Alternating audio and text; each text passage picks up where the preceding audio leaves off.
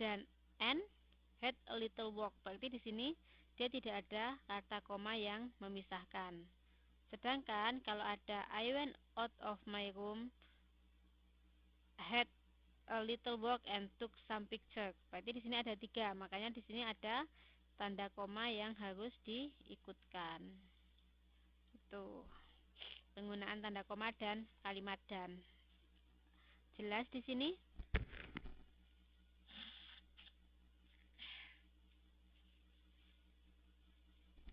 Oh, kenapa Mbak? Mbak Atika kenapa?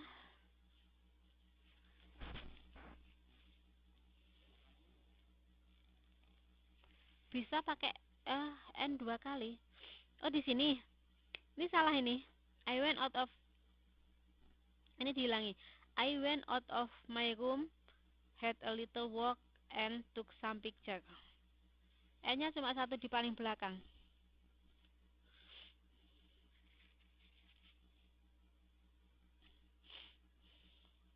Oke ya. Ini. Kemudian bila mana N menghubungkan 2 kalimat, tanda baca koma digunakan. Seperti ini. I read a book. She wrote an essay.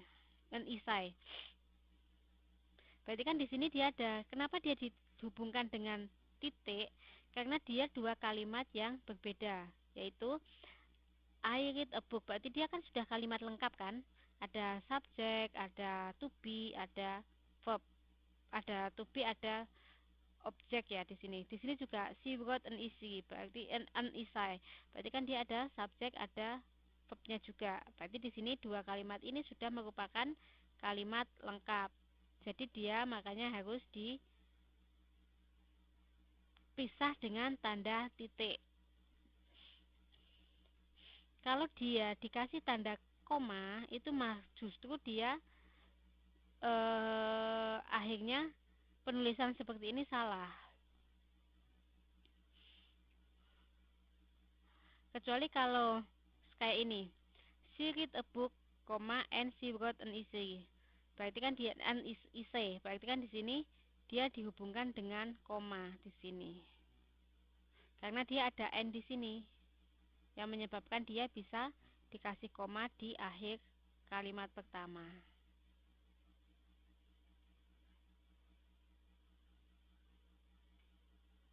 Di sini paham?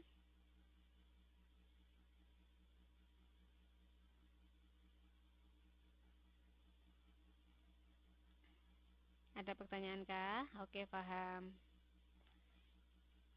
Kok Mbak Aga nggak ada suaranya ya sama Mbak Rizky? Jangan-jangan ditinggal kemana gitu ini.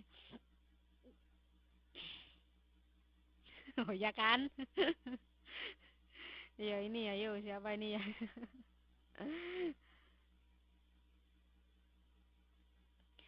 Oke.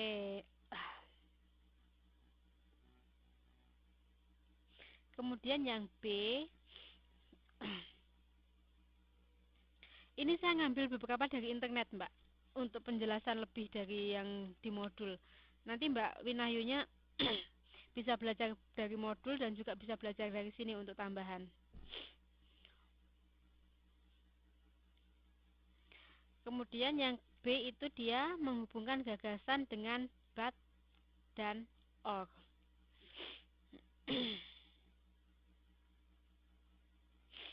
Kemudian and, but, or disebut dengan istilah konjungsi atau kata penghubung. Penggunaan dari but dan or ini itu penggunaannya itu sama dengan penggunaan and di kalimat sebelumnya. Di sini beberapa contohnya. I was hungry but I didn't like the food. Berarti kan saya itu sudah lapar tapi tidak menyukai makanannya. Kemudian is the color of bike red or blue? Di sini kan dia ini apa? Memisahkan antara red dan blue ini dia menggunakan or, juga tidak ada tanda koma di depannya. Sedangkan untuk yang ketiga, would you like to have tea, cafe or water? Berarti di sini apakah kamu lebih memilih teh, kopi atau air? Di sini tetap ada koma, dan sebelum ornya ini ada komanya. Oke? Pahamkah?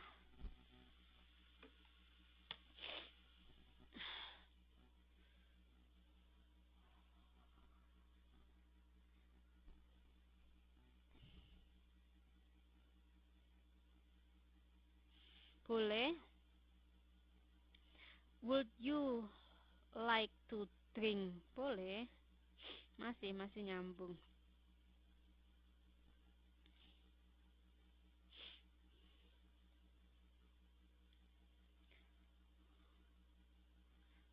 Aduh, nggak bisa jalan. Kemudian ini, tanda baca koma dipergunakan bila mana but atau or menghubungkan dua kalimat. Di sini, I called her, but she didn't hear it. Berarti kan saya itu sudah memanggil dia, tetapi dia tidak mendengarnya. Atau, do you have a class on Monday? Or, do you have a vacation on Monday? Berarti kan di sini ada dua kalimat. Apakah kamu mempunyai kelas di hari Senin, atau apakah kamu mempunyai acara liburan, mempunyai vacation liburan pada di hari Senin?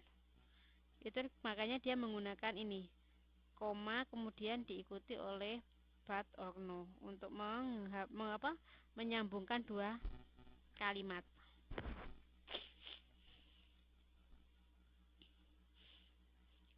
Gimana? Ada pertanyaan kah sampai di sini?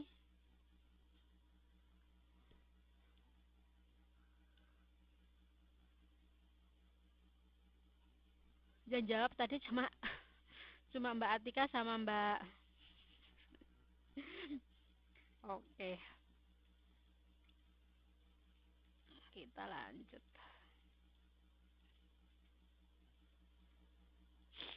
Kemudian untuk yang poin yang C, yaitu menghubungkan gagasan dengan so.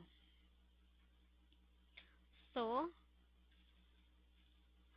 iya, ini yang online ada 5 tapi yang nyaut-nyaut cuma 3. Yang C di sini menghubungkan gagasan dengan so.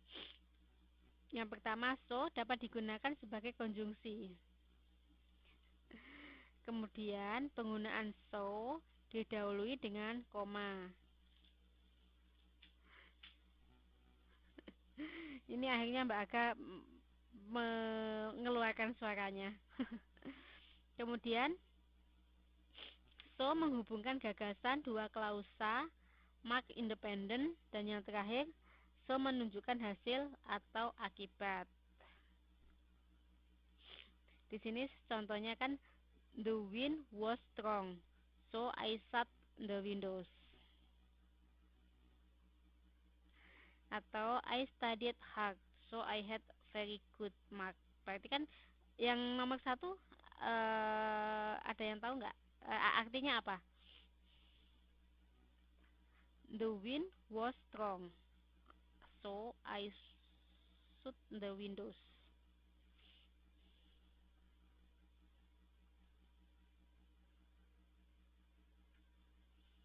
Anginnya,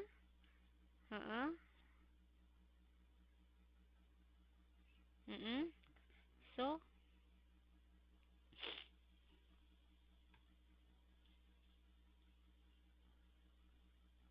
dia lebih so-nya ini sebagai apa?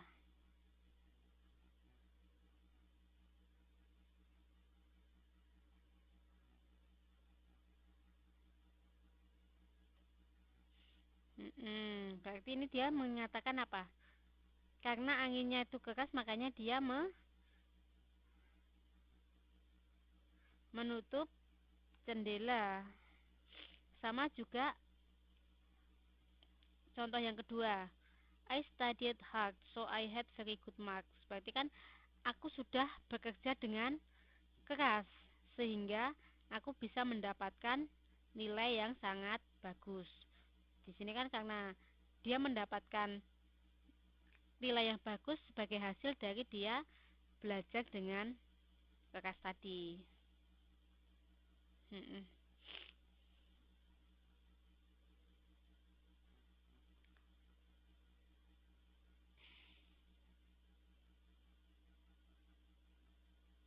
Kemudian untuk yang D yaitu menggunakan and plus to, so, either, dan neither. Ini ada beberapa rumusnya. Seandainya ada kalimat titik bla bla bla bla bla, koma, and, kemudian dia diikuti oleh subjek, kemudian diikuti oleh auxiliary dan diikuti oleh to. Contohnya di sini, Eti likes durian and Yanti does too. Berarti Eti menyukai durian dan begitu juga dengan Yanti. Sama dengan Benny is here and Sigit is too. Berarti Benny di sini dan begitu juga dengan Sigit. Itu adalah untuk yang pertama. Untuk yang kedua, ini adalah kalimat, kemudian diikuti koma, diikuti oleh and, kemudian diikuti oleh so, diikuti oleh auxiliary dan diakhiri oleh subjek. Contohnya, Eti likes durian and so does Yanti. Ini artinya sama, Mbak. Cuma kalau di sini subjeknya di awal. Kemudian di sini subjeknya di akhir. Di sini auxiliary-nya sama, tetap di tengah. Tapi kalau dia di akhir, dia menggunakan to. Di sini dia menggunakan so. Kalau kita menerjemahkannya sama, kayak Benny is here and so is Sigit. Berarti Benny di sini dan begitu juga dengan Sigit. Dua kalimat ini sama, hanya ininya aja yang berbeda formnya. Kemudian untuk penggunaan either dan neither. Di sini kalau ada sebuah kalimat, kemudian dia diikuti and, kemudian diikuti subjek, auxiliary, dia akan diikuti not dan either. Sedangkan untuk yang D, yaitu dia neither diikuti oleh auxiliary dan verb, karena neither ini sebenarnya adalah not plus either. Jadi kalau kalimatnya Jamal doesn't like biking and Kartika does not either. Atau Jamal doesn't like biking and either does Kartika. Paham ya, di sini ada pertanyaan? Oke. Nggak apa-apa, Mbak. Kita juga tinggal berapa? 15 menit lagi ya. Oke, ini tinggal form-formnya. Kemudian untuk contoh yang E, yaitu subjek auxiliary diikuti oleh to. Contohnya I'm sleeping, I'm too. Atau I'm sleeping. Kalau dia yang subjek diikuti oleh auxiliary diikuti oleh subjek, dia adalah I'm sleeping, so I'm I. Kalau yang ke G ya, me too dan me either sering dipergunakan dalam bahasa Inggris informal. Seperti contohnya, I'm sleeping, me too. Itu kan lebih penggunaan dari informal. Atau kayak I don't like coffee, me either. Itu juga dalam penggunaan dalam bahasa Inggris yang informal. Oke? Pahamkah di sini? Apakah ada pertanyaan?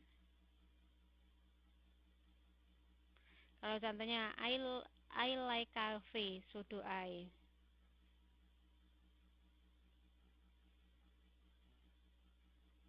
My teacher is sick, but she's still teaching us.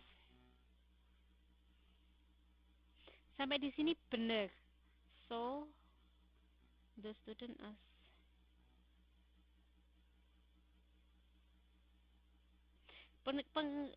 Sebentar, tak cobanya tak copy ya.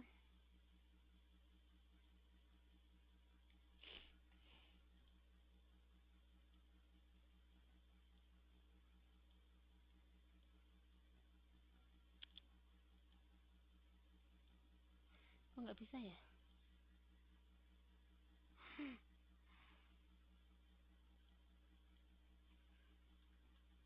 Oh, nggak bisa buat nulis.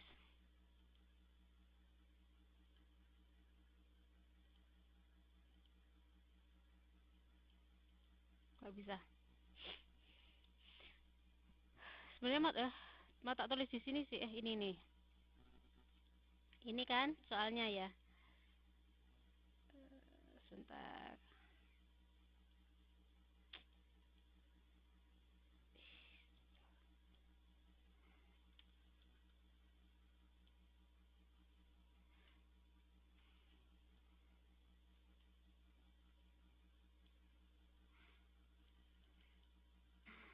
Dasar. Ini. Jadi gini.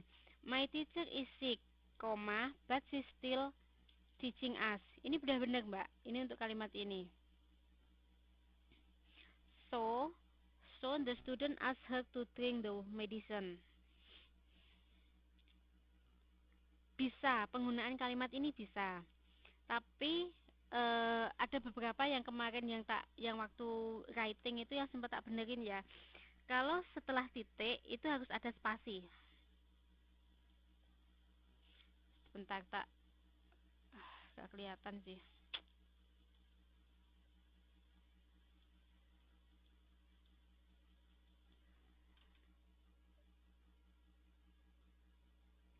Jadi kalau setelah titik dia harus spasi, kemudian diikuti oleh huruf besar. Kalau yang lainnya sih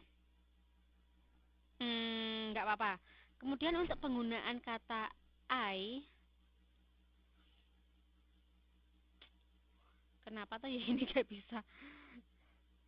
I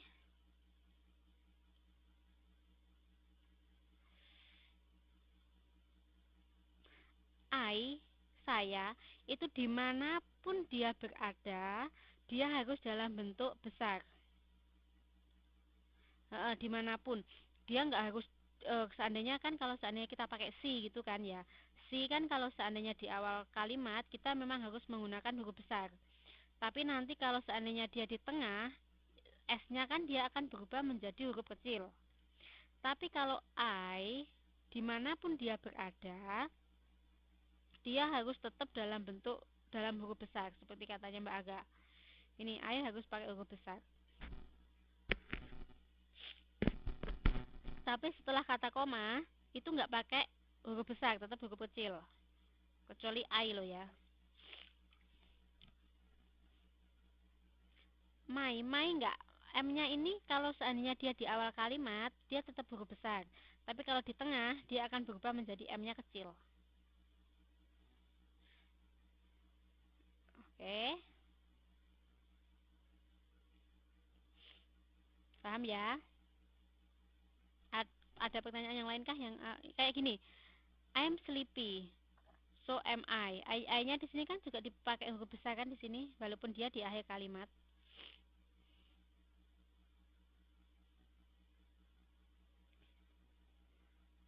Oke, ada pertanyaan kah?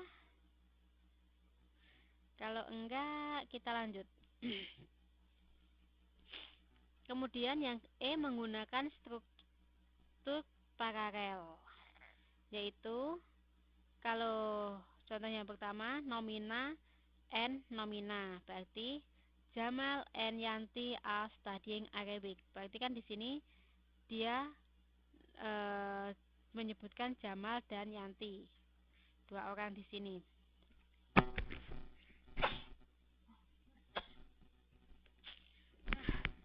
Kemudian yang kedua verb and kemudian diikuti oleh verb. Contohnya Ina open the book and start to read. Berarti di sini Ina membuka buku dan mulai membaca. Berarti dia verb dan verb. Ini verb ing ya di sini. She is smiling and saying hello to all of us. Berarti dia tersenyum dan mengatakan halo kepada kita semua. Sedangkan untuk penggunaan but di sini. But itu juga harus seperti dengan and, dia kan harus seimbang ya antara nomina, verb dan verb, verb ing dan verb ing. Begitu juga dengan but. Jadi kalau dengan adjektif dia juga harus diikuti oleh adjektif juga. Seperti contohnya, the bike is good but expensive. Berarti kan sepeda ini bagus tetapi mahal. Kemudian untuk penggunaan or itu juga sama, yaitu dia harus paralel. Yang pertama yang infinitif, berarti setelahnya juga harus dalam bentuk infinitif. Sebagai contohnya, I would like to read a book or to watch the television. Berarti saya lebih suka membaca buku atau melihat televisi. Untuk poin yang E, yang mana yaitu structural paralel dapat berisi lebih dari dua bagian. Dalam suatu urutan, koma digunakan untuk memisahkan setiap unit atau bagian. Seperti di sini. Jamal, Eti, and Suci are playing to go to Bandung.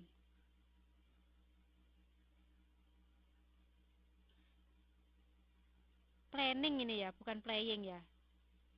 Ini planning. Ini N bukan Y.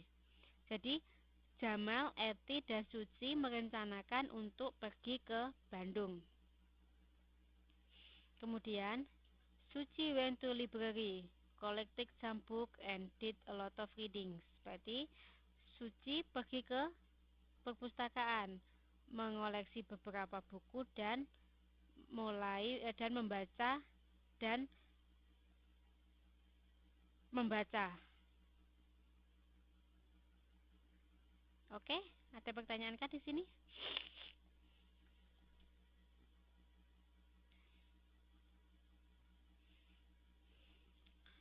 Oke, kalau tidak dilanjutkan untuk yang ke-9 ke yang F.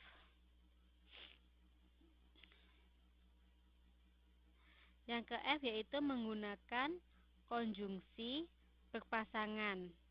Kalau both ini itu pasti diikuti dengan and. Seperti tadi, not only ini juga diikuti oleh but also, either or dan neither nor.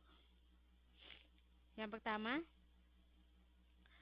dua subjek yang digabungkan dengan both n menggunakan verb jamak.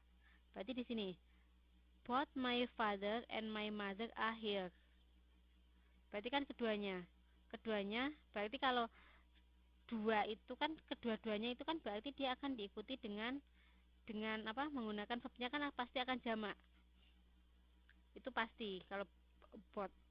Kemudian untuk bila mana dua subjek digabungkan dengan not only but also atau either nor atau neither nor, subjek yang berdekatan dengan verba menentukan apakah verb berbentuk tunggal atau jamak. Ini di sini contohnya. Not only my father but also my mother is here. Berarti kalau dari penjelasan di atas kan yang menentukan di sini my mother. Karena my mother adalah dalam bentuk subjek tunggal, maka dia diikuti oleh is. Berbeda dengan contoh yang kedua. Not only my sister but also my parents are here. Berarti kan my parents, orang tua kan di sini dalam bentuk subjek jamak, makanya dia diikuti oleh are di sini. Sama juga dengan neither my father nor my mother is here. Tidak hanya ayahku, tetapi ibuku juga di sini. Neither my sister or my parents are here. Berarti kan di sini yang mengikuti karena dia my parents-nya di sini menyebutkan dia adalah dalam bentuk jamaknya. Oke. Di sini ada pertanyaan kah? Di sini?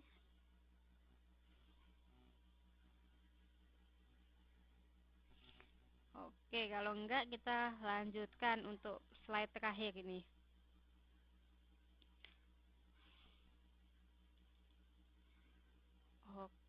Oke, kemudian di sini kita menggunakan kata both nomina diikuti oleh and dan nomina.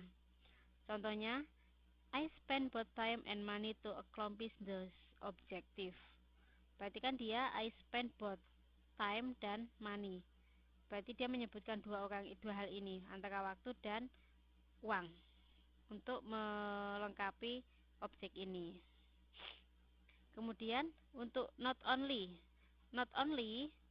kan kalau not only tadi harus diikuti dengan but also, berarti di sini sama.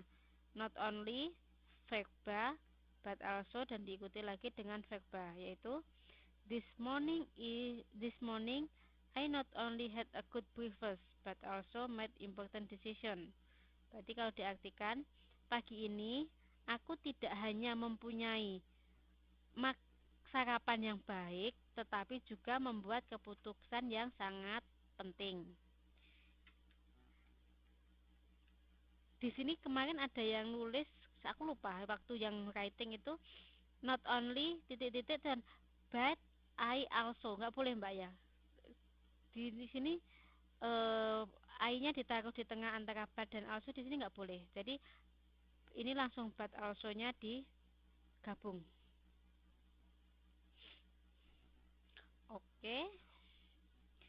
Kemudian untuk yang C, penggunaan either, nomina, kemudian diikuti oleh or dan nomina. Contohnya, you may use either a pen or a pencil. Atau artinya, kamu mungkin menggunakan pulpen atau pensil. Yang terakhir, yang D-nya, ini E, yang F-nya, yaitu penggunaan dari neither, adjektiva, nor, dan adjektiva, yaitu sebagai contohnya, the idea is neither new or acceptable. Idenya adalah selain dia baru juga dapat diterima. Oke, dari sini adakah pertanyaan? Sudah mau ujian ya? Ujiannya kapan sih? Tanggal berapa sih? UAS-nya, ujian akhirnya.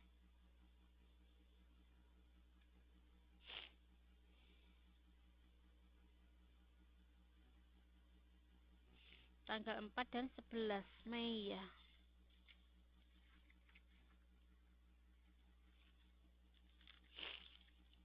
4 dan 11 berarti minggu ini, minggu depannya lagi ya.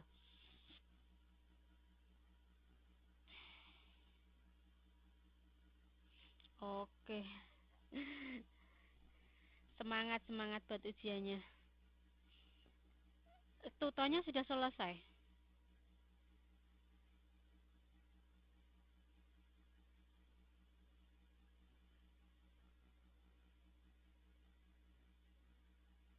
Oh, ya sudah kalau gitu. Oke, gini aja, kalau nanti ada pertanyaan, inisiasi 8. Gini aja, nanti kalau belum paham, bab mana yang belum paham, coba diupload di itu aja, di grup kita aja. Nanti kita bahas di situ. Ya Mbak Sophia ya, kalau dan yang lainnya juga. Kalau seandainya ada pertanyaan, nanti diupload pertanyaannya apa. Nanti kita bahas di situ aja. Kita sudah nggak ada PR lagi. Sudah ada tiga PR kalau nggak salah, 3 apa 4 ya. Sudah cukup lah untuk tugasnya yang di saya sudah cukup itu. Jadi mbak-mbaknya fokus ke tutornya aja yang dikerjakan, diselesain di sana. Kemudian kalau selama belajar nanti ada pertanyaan, tolong upload di grup kita aja. Nanti kita diskusi di situ seandainya ada yang nggak paham. Itu aja ya. Oke, jangan maksudnya jangan ragu untuk bertanya di sana, Mbak. Pasti nanti kita jelasin insya Allah kalau saya bisa.